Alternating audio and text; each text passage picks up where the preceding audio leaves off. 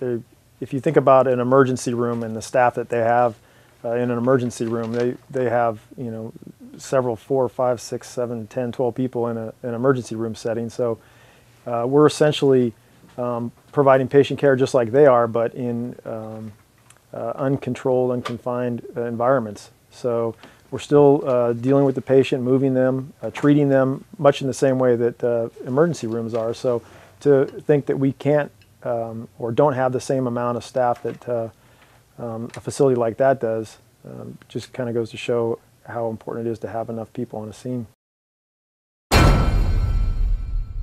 What do you think about this particular exercise that you're involved in? I thought it was really great to get that sort of hands-on experience, so you get the atmosphere that goes on and why you need, it makes sense now why you need 3 people working on one person at any one time.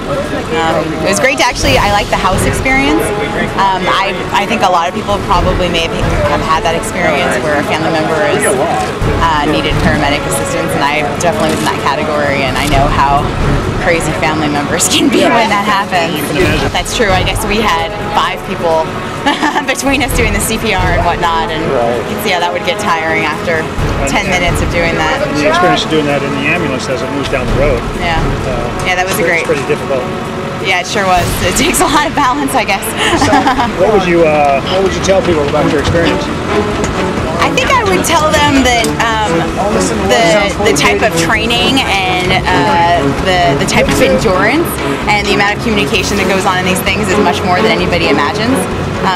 And that it was something that now that when I go forward and hear about people's experiences and all of our public servants and whatnot, it'll be easier to understand the type of stresses and the type of things they go through every day. How about the work that paramedics do, the training they have? What do you think of that? Extremely necessary. All right, go ahead. You're next. Yeah, thank you. Go. We haven't saved him yet. All right, still no pulses. Continued compressions. All right. We were talking inside there. You really have to focus. There's a lot of noise, things are going around, and yet they're communicating well, and they're just completely focused on what's going on. And I think that's the only reason you can successfully communicate and do what you're doing in that environment.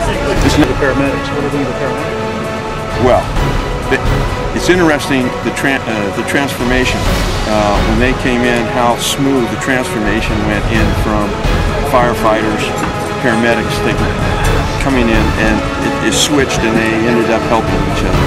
So it's pretty obvious that they've either trained or had enough experience that goes smoothly. So what would, if somebody asked you about your experience today, what would you say? I say it's well worth it. Yeah. The way I would respond, I hope everybody at some point can do this. It gives a great perspective of what's going on. We appreciate you coming out. No, thank you.